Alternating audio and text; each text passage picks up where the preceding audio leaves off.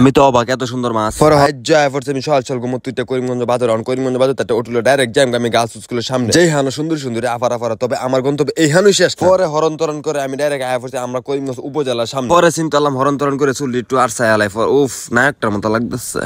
পরে হরণ তরণ করে আমি আয়া পড়ছি করিমগঞ্জ কলেজের সামনে যে না সুন্দরী আফাটি।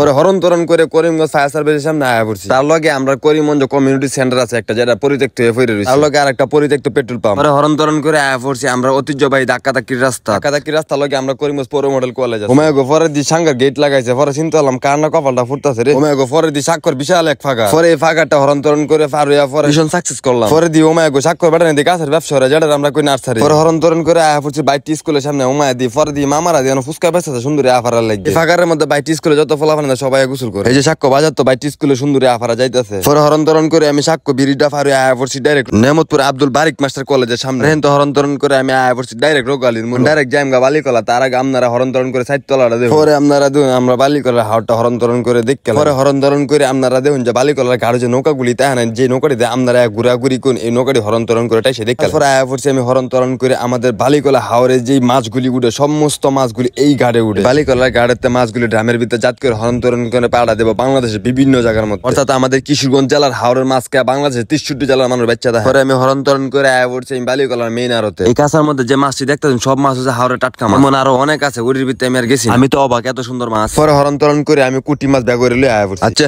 আজ এই লাগাতে আরেকদিন অন বাইর যাই।